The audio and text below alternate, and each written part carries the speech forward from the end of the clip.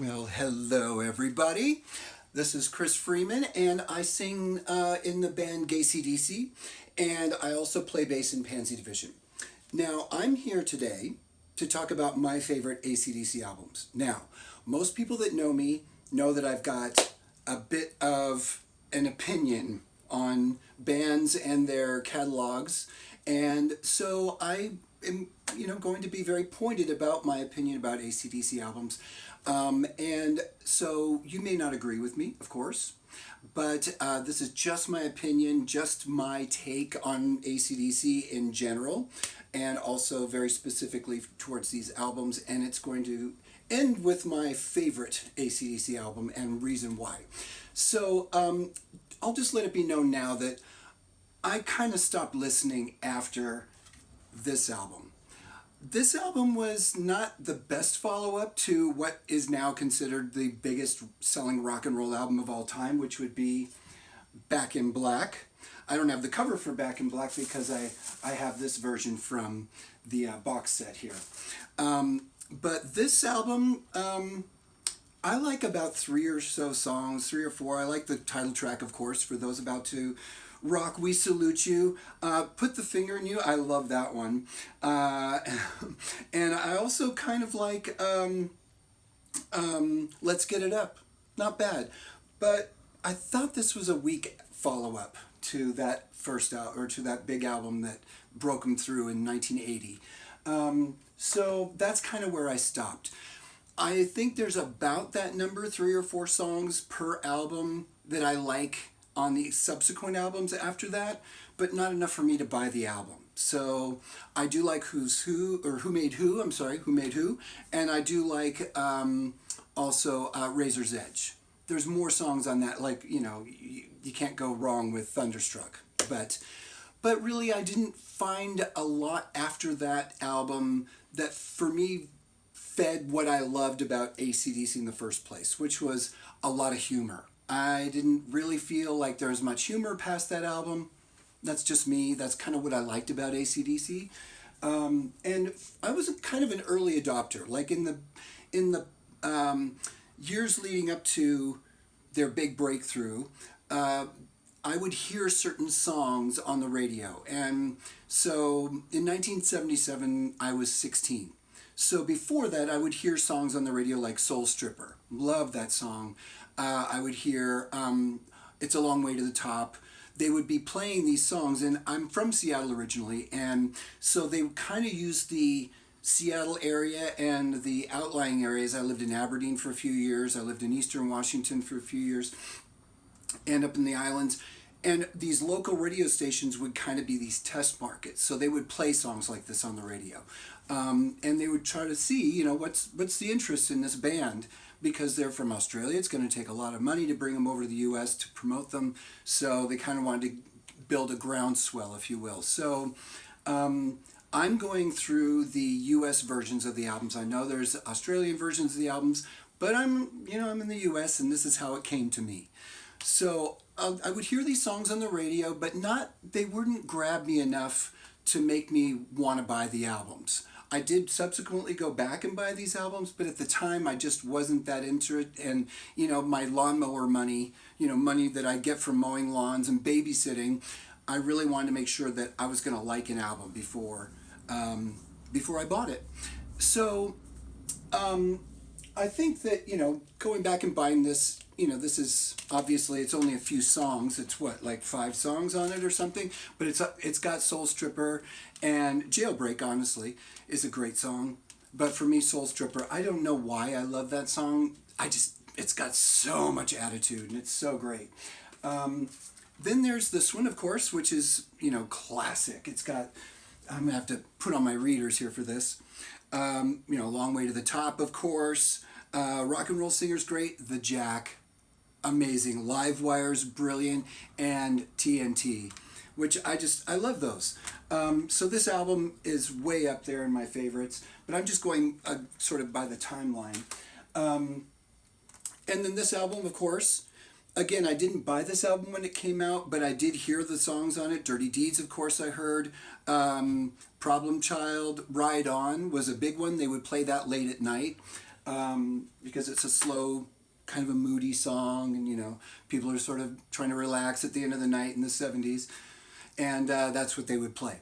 So so then, of course, now I'm going to go kind of backwards. Of course, after the amazing multi-million selling. How many millions did it sell? 50 million or something? I don't know. Back in Black. After or before that, they had this one album which is really close to being my favorite, which is that one, Highway to Hell. It's a great record. It's the first big production that they did with Robert Mutt Lang, and it's just chock full of great songs. This to me was really close to being my favorite album by them, and there's just something about this record. When it came out, I was just really into them right at this point. I had tickets to go see them. They were the opening act for Cheap Trick and Ted Nugent. I had tickets, and they were stolen.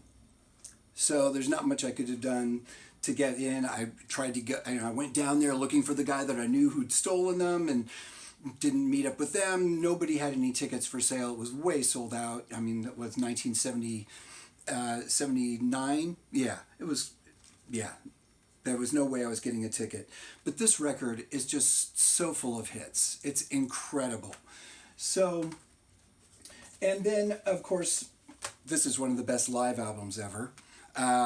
Showing how to be punk rock. Now, this is something else that people probably didn't know about.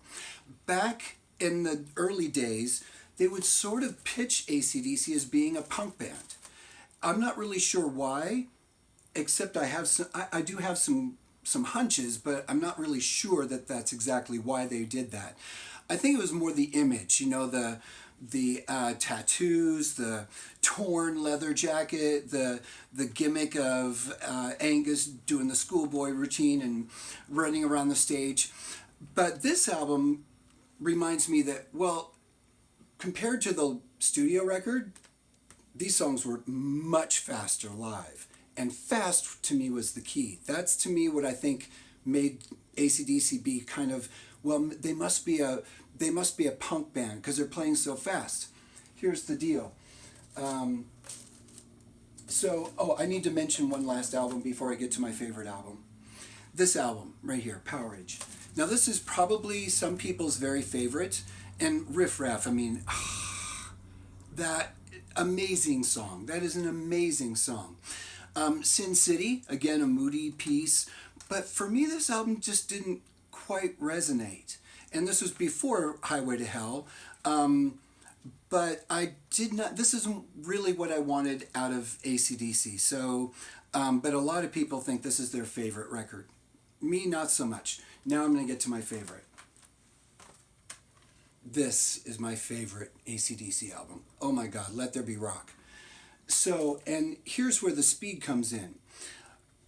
This came out in, I think, early 1977. And I was just about to turn 16. I turned 16 that summer.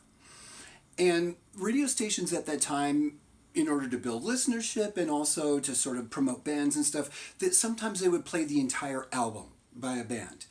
And this one evening in 1977, I put on the radio station and they said, we're going to play the entire new AC/DC album. And, I'd been familiar with them, like I said, songs here and there. And so I got prepared, I got out my homework and stuff. I was going to lay out on the floor and listen to the stereo and do my homework while I'm listening to the new AC/DC album. And it came on, and I was just blown away. Because I've only heard these 4 or 5 other tracks by them. This sounded like a sledgehammer. It was amazing. And it was interesting because the bass was really kind of dull and probably used flat wound strings or something, but it just carried the low end so well and let the guitars just shine on top of it. So this is probably the best sounding record up to that point. So it really came through. Go Down. Now, At 16, almost 16, I did know what go down means, but I really knew what it meant after I heard that song. And even that little tease in the midsection where, Bon Scott gets, oh yeah, feels good. That little squeak he gets, it's like, it's so much better than Robert Plant's, I mean, that sounded like he was actually getting it while he was recording it. It's incredible, that little section. And then followed by Dog Eat Dog, which is a great song. But then here's the one.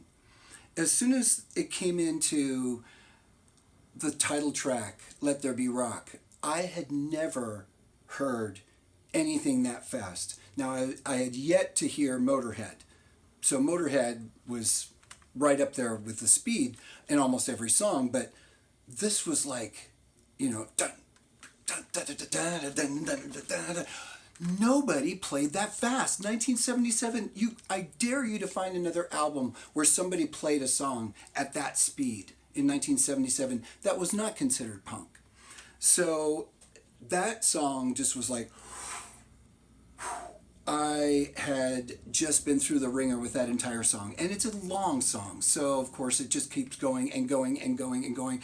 And the guitar keeps getting, more and more crazed at the end. And it's unbelievable. So, and it's hard for people who sort of grew up with the entire AC/DC catalog to understand what it was like when it came out and only having what came before it to match against or to compare. That was just mind-bending. And from then on, Bad Boy Boogie, unbelievable song.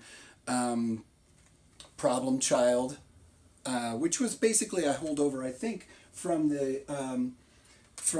another record. So I think, isn't Problem Child's on this record too? So I think it's a different version though, am I wrong? Overdose, kind of interesting that would sort of let people know where things were headed, honestly. Hell Ain't a Bad Place to Be, unbelievable. And then finishing with the unreal Whole Lotta Rosie. There's just not a bad song on here, and it's just, the cover is brilliant. Everything about it was just bang, just knock you on your feet. This is still my go-to, my personal, if I want to show somebody what AC/DC is capable of, this is what I play. Now, I would back it up second with my second favorite, almost first favorite, Highway to Hell, because this had the songs. The songs on here were incredible. Powerage, I just didn't feel like it was the knockout that I wanted after Let There Be Rock. It's a good album. It's darker. It sounds good. But if this had followed up Let There Be Rock, it's possible they could have been bigger earlier. Who knows what would have happened. So this one had the songs. Also, it had the speed, like Walk All Over You. I mean, that's crazy fast too. So again, no other bands at the time were really doing that.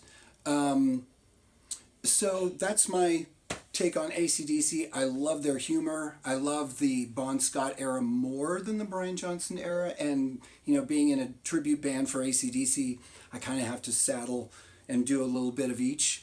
But I do prefer Bon Scott. I think Bon Scott, he was such an integral part of that band from the beginning. So I don't blame Brian Johnson. Those hard shoes to fill, and they did it in spectacular style with the Back in Black album. But I just didn't feel like subsequent albums didn't have all of that for me. So thank you very much for paying attention for this long. Holy cow. And we'll talk to you again soon. Bye.